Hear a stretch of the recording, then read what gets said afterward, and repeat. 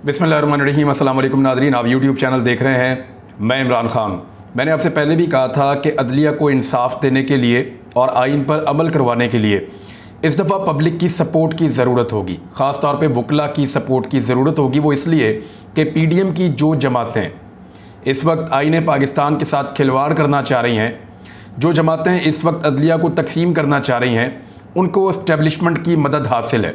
और जब सियासी जमातों को इस्टेब्लिशमेंट की मदद हासिल हो तो वो इदारों को भी दबाती हैं, मुखालिफिन को भी दबाती हैं, इंसानी हुकूक की पामाली भी कर सकती हैं। उस वक्त ताकत उनके साथ होती है। बहरहाल अवाम को और वकला को अपना रोल प्ले करना पड़ेगा। सिर्फ पाकिस्तान तहरीक इंसाफ ये नहीं कर पाएगी। वकला और सिविल सोसाइटी खड़े हो गए हैं। सबसे पहली जो बड़ी खबर है वो ये है कि एक गोल मेज़ कॉन्फ्रेंस शुरू करने का फ़ैसला किया गया है। ये जो गोल मेज़ कॉन्फ्रेंस है इसको बुलवाया गया है और ये होगी 15 तारीख को। इसका अनाउंसमेंट कर दिया गया है। इसमें एतजाज़ एहसन साहब ने जो अनाउंसमेंट किया, उन्होंने वकला को पुरअमन एहतजाज की कॉल भी दी है और साथ ही साथ उन्होंने कहा कि मुख्तलिफ नारे अब आप लोगों को दिए जा रहे हैं, उनके बैनर्स और पोस्टर्स आप बनाकर लाएं। हम मुल्क बचाने निकले हैं, आओ हमारे साथ चलो, चीफ तेरे जानसार बेशुमार बेशुमार, नज़रिया ज़रूरत नामंजूर। तफसीलात के मुताबिक जो गोल मेज़ कॉन्फ्रेंस है ये 15 अप्रैल को लाहौर में मुनक्कद की जाएगी। लतीफ़ खोसा साहब इसकी क़यादत करेंगे। पाकिस्तान पीपल्स पार्टी ने उनको अपने लॉयर विंग की सदारत से हटा दिया है और एतजाज़ एहसन और ख्वाजा तारिक रहीम अहम तरीन गोल मेज़ कॉन्फ्रेंस की मेज़बानी करेंगे। यानी ये 3 इंपॉर्टेंट लोग हैं वकला रहनुमा जो हमेशा से बड़े मुतहर्रिक रहे हैं। इन्होंने वकला की बहुत सारी तहरीकें चलाई हैं। एतजाज़ एहसन साहब का एक बड़ा कलीदी और मेन किरदार था उस वक्त जब 2009 में, यानी 2007 से 2009 तक जो वकला तहरीक चली है उसमें एतजाज़ एहसन का बड़ा अहम रोल था। और अब दोबारा एतजाज़ एहसन मैदान में उतरे हैं। किसी को आइडिया नहीं था कि 14 साल बाद दोबारा उनको अदलिया की आज़ादी के लिए लड़ाई लड़नी पड़ेगी। बहरहाल गोल मेज़ कॉन्फ्रेंस में मुल्क के सफ़े अव्वल के आइनी और कानूनी माहिरीन शरीक होंगे। कॉन्फ्रेंस में मुकन्ना और पार्लियामेंट की अदलिया के खिलाफ यलगार का जायज़ा लिया जाएगा। आइनी और कानूनी माहिरीन रियासती सतह पर आइन से इन्हिराफ की कोशिशों का तजज़िया करेंगे। इसके अलावा कॉन्फ्रेंस में दस्तूर और कानून की दुरुस्त ताबीरात से मुताल्लिक तजज़िया किया जाएगा। ज़राए के मुताबिक सुप्रीम कोर्ट के जजेस के खिलाफ सरकारी वसाइल से यलगार के असरात पर तजज़िया किया जाएगा। कॉन्फ्रेंस के इख्तिताम पर मुफस्सल एलामिये से आइंदा के लाया अमल का भी ऐलान किया जाएगा। यानी अगर ये वकला रहनुमा वहाँ पर ये तय कर लेते हैं गोल मेज़ कॉन्फ्रेंस में कि अब वकला की एक तहरीक चलेगी, तो वकला की जो तमाम बार्स हैं वो इसके साथ इकट्ठी हो सकती हैं और इकट्ठी होने के बाद वकला की एक तहरीक सुप्रीम कोर्ट ऑफ पाकिस्तान के हक़ में शुरू हो सकती है। लेकिन इससे पहले ही एतजाज़ एहसन साहब ने वकला को पुरअमन एहतजाज के लिए 11 बजे की कॉल दे दी है और उन्होंने कहा कि पुरअमन तरीके से वकला अपना एहतजाज रिकॉर्ड करवाना शुरू करें। एक और बड़ी डेवलपमेंट है वो भी मैं आपको बता देता हूँ, लेकिन ये बहुत ज़रूरी है।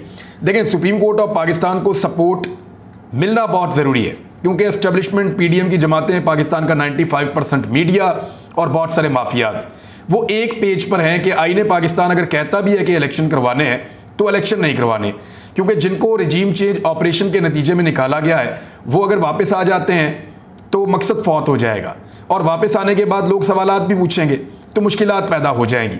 डील करने की कोशिश की गई इमरान खान साहब से, तो उन्होंने कुछ चीज़ों के ऊपर तो उन्होंने कहा कि जो मेरे साथ ज़ाती तौर पे हुआ उसको तो मैं माफ़ कर दूंगा, लेकिन जो कुछ इस मुल्क के अंदर किया गया रजीम चेंज ऑपरेशन के बाद उसको तो माफ़ नहीं किया जा सकता। उनका एक और मौक़िफ़ है कि जिन्होंने इस मुल्क में चोरी, जिन्होंने इस मुल्क में डाके डाले, जिन्होंने करप्शन की, उनको मैं माफ़ नहीं कर सकता। तो यही तो सबसे बड़े मसाइल हैं। चीफ जस्टिस और कादी फ़ायद ईसा साहब की दूसरी अहम मुलाकात हुई है। ज़राए के मुताबिक चीफ जस्टिस और कादी फ़ायद ईसा के दरमियान अहम मुलाकात आधे घंटे तक जारी रही है। ये खबर एक्सप्रेस न्यूज़ ने रिपोर्ट की, मैं वहाँ से आपको दे रहा हूँ और भी बहुत सारे मीडिया ने की है। इसमें होने वाली मुशावरत के बाद ही जस्टिस कादी फ़ायद ईसा ने पार्लियामेंट के इजलास में शिरकत के हवाले से अपना वजाहती बयान जारी किया। ज़राए का कहना है कि दोनों जजेस के दरमियान ये एक मुलाकात हुई और एक तवील मुलाकात थी। इससे पहले भी एक मुलाकात हो चुकी है, तो ये दूसरी मुलाकात है। और जो जस्टिस कादी फ़ायद ईसा हैं उन्होंने एक वजाहती बयान जारी कर दिया इस हवाले से कि उन्होंने पार्लियामेंट के इजलास में शिरकत क्यों की और क्या मामला वहाँ पे हुए। ज़रा ये बयान भी मैं आपको पढ़ के बता देता हूँ। कादी फ़ायद ईसा साहब ने कहा कि सुप्रीम कोर्ट के तमाम जजों को इस्लामी जमहूरिया पाकिस्तान के आइन की गोल्डन जुबली मनाने की दावत दी गई। उन्होंने कहा कि यह दावत कबूल करने से कबल मालूमात हासिल की गई थी कि क्या सियासी तकरीरें वहाँ पे की जाएंगी और यकीन दहानियाँ करवाई गई थी कि सिर्फ आइन और उसके बनाने के मुतालिक बात की जाएगी, जबकि मुझे भेजे गए प्रोग्राम में उसकी तस्दीक भी की गई थी। उनका कहना था कि इस नुक्ते की वजाहत मेरे अमले ने कौमी असम्बली के डिप्टी डायरेक्टर से करवाई और फिर ख़ुद मैंने स्पीकर से बराह रास्त बात की और इसके बाद ही दावत कबूल की, क्योंकि मैं आइन के साथ इजहार यकजहती करना चाहता था। सुप्रीम कोर्ट के सीनियर जज ने कहा कि मुझसे पूछा गया कि आप तकरीर करेंगे और मैंने माजरत कर दी थी, लेकिन जब मैंने बाद तकरीरों में सियासी बयानात सुने तो फिर मैंने बात करने के लिए दरख्वास्त की ताकि किसी मुमकिन गलतफहमी का अजाला हो सके और फिर बात की। उनका कहना था कि यह अमर बाइस हैरत है कि बाज़ लोगों को इस बात पर एतराज़ है मैं कहाँ बैठा था या मैंने आइन की याद मनाने की तकरीब में शिरकत क्यों की थी। मैं हॉल के एक कोने में या गैलरी में बैठने को तरजीह देता, लेकिन अदलिया के एक फ़र्द की इज़्ज़त अफजाई के लिए मुझे दरमियान में बिठाया गया। मैंने बैठने के लिए खुद वो जगह नहीं चुनी थी। कादी फ़ायद ईसा ने कहा कि आइन को सियासी तनों के तमाम अतराफ़ से लोगों के बराह रास्त चुने गए नुमाइंदों के ज़रिए बनाया गया है, जो उनकी दानिशमंदी की गवाही देता है। इसने कामयाबी के लिए बानी के नस्बुलैन, इत्तेहाद, यकीन और नज़म की तौसीक की है और साबित किया है कि अगर लोगों के मफाद को मुकद्दम रखा जाए तो सबसे ज़्यादा गुंजलक मसाइल भी इखलास और जज्बे के ज़रिए हल किए जा सकते हैं। उन्होंने कहा कि लोगों के मुंतखब नुमाइंदे मुकम्मल एहतराम के मुस्तहिक हैं और ऑल इंडिया मुस्लिम लीग के सियासतदानों के बगैर हम आज़ादी हासिल नहीं कर पाते। उनका कहना था कि कन्वेंशन के मुंतज़मीन ने पाकिस्तान की तारीख का एक खुसूसी अहमियत का दिन मनाने के लिए सबको दावत दी थी और आइन की गोल्डन जुबली सबके लिए बाइस मुसरत है। ये किसी मखसूस इदारे और जमात का तनहा इस्तिहकाक नहीं है। आइन की अहमियत सब पर वादे की जानी चाहिए और ऐसा मुसलसल करना चाहिए। सुप्रीम कोर्ट के जज का कहना था जब पाकिस्तान के पास लोगों के बराह रास्त चुने गए नुमाइंदों का बनाया गया आइन नहीं था तो मुल्क तकसीम हो गया था। इस मुसलसल जारी गलती की इस्लाह 50 साल कबल की गई और लोगों के बुनियादी हुकूक तस्लीम करके आइन में दर्ज किए गए। इसलिए तमाम पाकिस्तानियों की निजात आइन की पाबंदी में है। जस्टिस कादी फ़ायद ईसा ने कहा कि शहरियों का बेहतरीन मफाद इसी में है कि तकसीम के बीज ना बोए जाएं और आइन का मनाया जाना हमारी तारीख के अहम तरीन लम्हात में से एक है जिसे मनाना ज़रूरी है। मेरा एक सवाल है छोटा सा, मेरे दिमाग में आ रहा है, वो ये है कि आइन का दिन मनाना ज़रूरी है या आइन पर अमल दरामद ज़रूरी है? क्या ये असम्बली जहाँ पे कादी फ़ायद ईसा साहब बैठे या ये लोग जिनके साथ कादी फ़ायद ईसा साहब बैठे, यहाँ पे आइन पे अमल दरामद हो रहा है?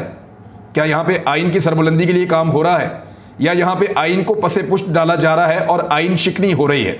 लगातार आइन शिकनी हो रही है, जो वकला कह रहे हैं, वकला रहनुमा कह रहे हैं। अगर आइन पर अमल दरामद ज़रूरी नहीं है तो फिर इसका दिन मनाना तो मुनाफकत होगी। यानी एक चीज़ के ऊपर आपने अमल दरामद ही नहीं करना तो उसका दिन क्यों मनाना है? ये तो मुनाफकत है। ये तो ऐसी है कि जैसे 900 चूहे खाकर बिल्ली हज पर चली। ये मिसाल है एक, और ये इसी तरह की मिसाल बनती है। फवाद चौधरी साहब ने बयान दिया, उन्होंने कहा जी कि कादी फ़ायद ईसा के खिलाफ जो है वो एक जज्बात हैं वकला के। उन्होंने कहा पार्लियामेंट में बैठने से वकला बरादरी नाराज़ है कादी फ़ायद ईसा साहब से। ये फवाद चौधरी साहब ने कहा और कादी फ़ायद ईसा साहब के खिलाफ रेफरेंस भी दायर कर दिया गया है और ये भी कहा गया है, एक और दरख्वास्त दी गई है कि उनके खिलाफ रेफरेंस की जल्द समाअत की जाए और उसके लिए मुतफर्रिक दरख्वास्त दायर कर दी गई है। तो ये गुजरांवाला बार ने रेफरेंस में कहा है कि जस्टिस कादी फ़ायद ईसा बुलंद किरदार और अफकार के इजहार के पाबंद थे। वो इदारों और शख्सियात के खिलाफ खतूत मीडिया को जारी करते रहे। 10 अप्रैल को वो पार्लियामेंट जा पहुँचे। उन्होंने मुतहस्सबाना ख्यालात के इजहार के लिए सियासी फोरम का इंतखाब किया और कादी फ़ायद ईसा साहब के ऊपर एलिगेशंस लगाए हैं और ये कहा गया है कि जल्द अज जल्द समाअत की जाए उनके खिलाफ जो रेफरेंस दायर किया गया है उसको लेकर। अब ये एक खिचड़ी पक रही है। एक तरफ हुकूमत है, उन्होंने पूरा अटैक किया हुआ है सुप्रीम कोर्ट ऑफ पाकिस्तान के जजेस के ऊपर। दूसरी तरफ जो बार्स हैं वो ये कह रही हैं कि कादी फ़ायद ईसा जो हैं उन्होंने भी ठीक नहीं किया और ये काम ठीक नहीं है जो उनकी तरफ से हुआ है। एक और ख़बर है और वो बड़ी इंटरेस्टिंग है। वो हुकूमत जो कहती है कि उनके पास पैसे नहीं हैं, वो पैसे नहीं दे सकती, उनके पास पैसे मौजूद नहीं हैं और 21 अरब रुपए इलेक्शन के लिए पंजाब में और खैबर पख्तूनख्वा में नहीं दे रहे। मामले को लेकर चले गए हैं पार्लियामेंट के अंदर, हालांकि पार्लियामेंट का उससे कोई लेना देना नहीं है। उसी हुकूमत ने जो है वो एहसन इकबाल साहब की ज़ेर सदारत CDWP का इजलास हुआ जिसमें तरक्याती मनसूबों के लिए 76 अरब रुपए से ज़ायद की रकम मंजूर कर दी गई है। यानी 4 गुना तकरीबन रकम मंजूर कर दी गई है मनसूबों के लिए। तकरीबन 4 गुना रकम मंजूर कर दी गई है तरक्याती मनसूबों के लिए, लेकिन इलेक्शन के लिए पैसे नहीं हैं। जिससे ये मुल्क आगे बढ़ेगा।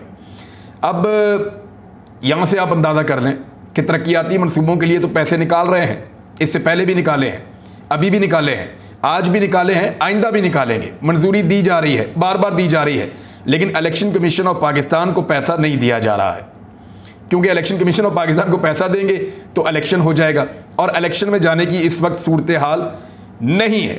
वकला ने इमरान खान साहब से दोबारा मुलाकात की है और मुकम्मल हमायत का ऐलान किया है। ये वकला इसी तरह इमरान खान साहब के साथ खड़े हो गए हैं जैसे परवेज़ मुशर्रफ के दौर में ये अपोजिशन की जमातों के साथ खड़े हो गए थे। मुझे अच्छी तरह याद है उस दौर में पीपल्स पार्टी, PMLN, ये ऐसी दो जमातें थी, और फजलुर रहमान साहब की पार्टी भी थी कुछ हद तक, थोड़ा बहुत वो विकेट के दोनों तरफ खेल रहे थे, उधर भी ताल्लुकात रखते थे, इधर भी रखते थे। लेकिन ये वो पॉलिटिकल पार्टीज़ थी जिन्होंने वकला की सपोर्ट हासिल की थी और बड़ी फंडिंग शंडिंग भी की थी, और इनके अपने जो लॉयर विंग्स हैं वो भी बड़े एक्टिवेट हो गए थे। और वकला की सपोर्ट मिलने के बाद परवेज़ मुशर्रफ साहब को बहुत कमज़ोर कर दिया गया था। इसी तरह आज वकला की सपोर्ट अकेले इमरान खान साहब की तरफ जाती हुई दिखाई दे रही है। वकला रहनुमाओं के अंदर तकसीम हो सकती है, लेकिन वकला बरादरी जो है वो बड़े पैमाने पर इमरान खान साहब के साथ खड़ी है। उन्हें यह लगता है कि आईने पाकिस्तान के मुताबिक 90 दिन के अंदर इलेक्शन करवाने का इमरान खान साहब का मुतालबा दुरुस्त है, और अगर आइन को पामाल किया गया तो ये अदलिया की तौहीन होगी, और वकला इसलिए इमरान खान साहब के साथ खड़े हो गए हैं। दूसरा, इंसानी हकूक़ की बदतरीन खिलाफ वर्जियाँ की जा रही हैं, वकला को गिरफ्तार किया जा रहा है, बाकी लोगों को गिरफ्तार किया जा रहा है। तो ऐसी सूरत हाल में वकला के जज्बात जो हैं वो भड़कने ही थे। दो खबरें और बहुत इंपॉर्टेंट हैं। सबसे पहले तो हुसैन हक्कानी वाला मामला है, उसको ज़रा आप अपने जहन में रखिएगा। लेकिन एक चीज़ मैं आपको बताऊँ, कादी फ़ायद ईसा साहब ने जो वजाहत जारी की है ना, उस पर सिद्दीक जान साहब ने एक बड़ी इंपॉर्टेंट इन्फॉर्मेशन दी है। ये बात अहम है कि ये वजाहत PRO ऑफिस की तरफ से जारी की गई है। PRO ऑफिस से कोई भी चीज़ चीफ जस्टिस पाकिस्तान की मंजूरी के बगैर जारी नहीं होती। अगर चीफ जस्टिस चाहते तो ये वजाहत जारी होने से रुकवा सकते थे, लेकिन उन्होंने ऐसा नहीं किया। ये खुश आइंद है। यानी कादी फ़ायद ईसा साहब की जो बात हुई है चीफ जस्टिस ऑफ पाकिस्तान से, मेरे ख्याल में वहाँ पे कुछ अदलिया के अंदर जो एक तकसीम पैदा करने की कोशिश की जा रही थी, उस पर कुछ हद तक दोनों साहिबान ने, सीनियर जजेस ने मिलकर, एक अभी चीफ जस्टिस हैं, एक आने वाले चीफ जस्टिस हैं, तो दोनों ने मिलकर ऐसा लगता है कि कुछ कंट्रोल किया है, और उसके बाद ये वजाहत जारी हुई है और चीफ जस्टिस ऑफ पाकिस्तान की मर्जी से जारी हुई है। अब आ रहे हैं हुसैन हक्कानी के मामले पे। अफवाज पाकिस्तान या ISPR का डिपार्टमेंट वो हमेशा सहाफ़ियों को ये बताता था कि हुसैन हक्कानी एक गद्दार है और उसने पाकिस्तान की फ़ौज के ख़िलाफ़ साजिश की थी। मेमोगेट स्कैंडल का भी नाम लिया जाता था, और बार बार हुसैन हक्कानी को चैलेंज किया जाता था कि पाकिस्तान आओ, और ये चैलेंज आसिफ गफूर साहब ने भी किया था। उन्होंने कहा कि हुसैन हक्कानी यहाँ आएँ और बताएं दहशतगर्दों के ठिकाने कहाँ हैं। ये इसलिए कहते थे कि हुसैन हक्कानी को पाकिस्तान में गिरफ़्तार किया जा सकता था, उनके ऊपर मुकदमात थे, और पाकिस्तान में उनको एक गद्दार डिक्लेयर किया गया था पाकिस्तान की अफवाज की जानिब से। और बार बार ये बातें ISPR की जानिब से हमें सुनने को मिलती थी, ऑन द रिकॉर्ड भी, ऑफ द रिकॉर्ड भी, और उनके ऊपर केसेस भी थे, और फिर जिस तरह वो पाकिस्तान से हुसैन हक्कानी को जाना पड़ा। लेकिन अब बात यह है कि हुसैन हक्कानी ने क्लेम किया है कि जनरल बाजवा खुद बताएं कि वो मुझसे मिलने क्यों आए थे। यानी एक तरफ हमें यह बताया जा रहा है कि हुसैन हक्कानी गद्दार है, पाकिस्तान का मुखालिफ है, पाकिस्तान की फ़ौज से नफरत करता है, पाकिस्तान की फ़ौज के खिलाफ साजिश की है, और दूसरी तरफ पाकिस्तान की फ़ौज के chief of the army staff general Qamar Javed Bajwa Husain Haqqani से मुलाकात करते हैं। और इस पर एक अज़हर मशवानी की ट्वीट है, मैं वो पढ़ के आपको सुना देता हूँ एज इट इज़। जिस हुसैन हक्कानी को रियासत पाकिस्तान गद्दार कहती थी, उसे बाजवा की लॉबिंग करने के लिए वजारत खारजा के फ़ंड से अदायगियाँ हुई, और बाजवा बतौर आर्मी चीफ जाकर मिलता रहा। इसी बात पर जनरल बाजवा का कोर्ट मार्शल कर देना चाहिए, ये अज़हर मशवानी साहब ने कहा। वैसे इसके ऊपर इंक्वायरी होनी चाहिए कि एक शख्स के बारे में अफवाज पाकिस्तान में इस किस्म के जज्बात थे, कैसे हो सकता है कि वो शख्स जो है आर्मी चीफ से मुलाकात कर रहा हो और बाद में उनकी तारीफ़ें भी कर रहा हो। G20 इजलास श्रीनगर में होगा 22 से 24 मई के दौरान। ये पाकिस्तान के लिए एक बहुत लम्हा फ़िक्रिया है। श्रीनगर जो है ये मकबूजा कश्मीर का हिस्सा है और ये मुतनाज़ इलाका है, ये भारत का हिस्सा नहीं है। पाकिस्तान इसको भारत का हिस्सा तस्लीम नहीं करता। ये मामला अक़वाम मुत्तहिदा के अंदर पेंडिंग चल रहा है। ये पाकिस्तान की रियासत का एक बहुत बड़ा फेलियर होगा अगर श्रीनगर के अंदर G20 इजलास हो जाता है। तो ये G20 है क्या, ज़रा थोड़ा सा आप समझ लें। यानी पाकिस्तान क्या ऐसा कोई इजलास या कोई ऐसा आलमी फोरम पाकिस्तान आज़ाद कश्मीर में या गिलगित बल्तिस्तान में मुनक्कद कर सकता है? नहीं कर सकता। वजह यह है कि यूरोपीय ममालिक नहीं आएंगे, भारत एतराज़ करेगा, सऊदी अरब नहीं आएगा, बाकी मुल्क नहीं आएंगे, भारत एतराज़ करेगा, भारत ये कहेगा कि जी ये मुतनाज़ इलाके हैं गिलगित बल्तिस्तान और आज़ाद कश्मीर, भारत ये कहेगा और उसकी मानी भी जाएगी। पाकिस्तान नहीं कर पाता, हम कोशिश करके देख लें, लेकिन भारत ये कर रहा है, पाकिस्तान रोक नहीं पा रहा। खारजी सतह पे ये पाकिस्तान की सबसे बड़ी नाकामी हो सकती है अगर 22 मई से 24 मई के दौरान मकबूजा कश्मीर के दारुल हुकूमत श्रीनगर में भारत ने G20 का इजलास कर लिया। तो चीन ने यह खबर दी है बीजिंग से कि चीन और पाकिस्तान को नज़रअंदाज करते हुए भारत ने श्रीनगर में G20 इजलास बुला लिया। अब देखते हैं कि पाकिस्तान कर सकता है। मेरे ख्याल में इसमें मेहनत करनी पड़ेगी, लॉबिंग करनी पड़ेगी, चीन को बाकी लोगों को मुतहरिक करना पड़ेगा, रूस से बात करनी पड़ेगी, बाकी ममालिक को कहना पड़ेगा कि कुछ करें और इसके अंदर श्रीनगर का इंतखाब ना करें। अक़वाम मुत्तहिदा के अंदर पाकिस्तान को जाना चाहिए, एप्लीकेशन डालनी चाहिए, क्योंकि G20 कोई आम चीज़ नहीं है, ये एक बैनुल अक़वामी फ़ोरम है और 19 ममालिक इसके अंदर हैं और यूरोपीय यूनियन पूरा का पूरा इसके अंदर है। यूरोपीय यूनियन के जो ममालिक हैं उनकी तादाद 27 है और 19 ममालिक जो हैं वो G20 के अंदर शामिल हैं। ये किन चीज़ों पे काम करते हैं? एक तो ग्लोबल इकोनॉमी के ऊपर काम करते हैं, फाइनेंशियल स्टेबिलिटी के ऊपर काम करते हैं, क्लाइमेट चेंज यानी मौसमियाती तब्दीलियाँ उनके ऊपर काम करते हैं और सस्टेनेबल डेवलपमेंट तरक्याती जो मनसूबे हैं उनके ऊपर भी काम करते हैं। दुनिया की जो सबसे बड़ी इकोनॉमीज़ हैं वो इसका हिस्सा है। दुनिया की जो 80% प्रोडक्शन होती है ना, जो चीज़ें बनती हैं दुनिया में, वो इन्हीं मुल्कों में बनती हैं जो G20 का हिस्सा है। 75% जो तजारत है वो यही मुल्क करते हैं जो G20 का हिस्सा है। दुनिया की 2/3 आबादी यानी 66% लोग इन्हीं मुल्कों में रहते हैं। दुनिया की 60% ज़मीन जो है वो इन्हीं मुल्कों के पास है G20। तो ये बहुत बहुत इम्पॉर्टेंट है और इतनी इम्पॉर्टेंट कॉन्फ्रेंस का या इजलास का वहाँ पे होना श्रीनगर में, पाकिस्तान को इसको रोकना चाहिए, हर हाल में रोकना चाहिए। इसमें जो ममालिक हैं मैं आपको बता देता हूँ, इसमें Argentina, Australia, Brazil, Canada, China, France, Germany, India, Indonesia, Italy, Japan, Mexico, South Korea, Russia, Saudi Arabia, South Africa, तुर्की, यूनाइटेड किंगडम यानी UK और यूनाइटेड स्टेट्स और उसके बाद यूरोपीय यूनियन, ये इसके मेंबर्स हैं। आखिरी खबर अली अमीन गंडापुर के हवाले से है। अली अमीन गंडापुर का 2 रोज़ा जिस्मानी रिमांड जो है वो उसके ऊपर पुलिस के हवाले उनको कर दिया गया है, लेकिन मुकदमे में से दहशतगर्दी की दफ़ात हज़फ कर दी गई हैं। ये एक उनकी कामयाबी है और उम्मीद है जैसे बाकी सियासी कारकुन रिहा हुए हैं वैसे ही अली अमीन गंडापुर भी रिहा हो जाएंगे। उनके बारे में कुछ लोगों ने बड़ी अजीबोगरीब खबरें दी कि वो राज उगल रहे हैं, बड़ी बड़ी चीज़ें बता रहे हैं, तो मैंने अपने तौर पे पता किया ऐसा कुछ भी नहीं है। और शहबाज गिल के ऊपर भी ऐसे एलिगेशन लगाए गए, फिर अली अमीन गंडापुर के ऊपर भी ऐसे एलिगेशन लगाए गए, लेकिन मैंने देखा कि इमरान खान के साथियों ने बड़ी रेजिलियंस का मुजाहरा किया। अब तक के लिए इतने, अपना ख्याल रखिएगा, अपने इस चैनल का भी। अल्लाह हाफ़िज़।